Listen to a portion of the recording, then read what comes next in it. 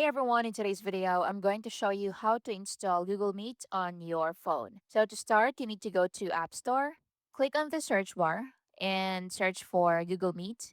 Now scroll down and look for Google Meet and open it. Now once opened, tap on Get. So you might have to use your Face ID to install the app. And as you can see, it's now installing. Just wait for it to finish. Now once installed, tap on Open, and you have to sign in your account. So click on continue, click on allow once more, and click on continue, click on allow. Here you need to put in your phone number. So choose your country code and put in your phone number. Tap on continue. You can also tap on not now and do it later. So I'm just going to do that. So tap on remind me later.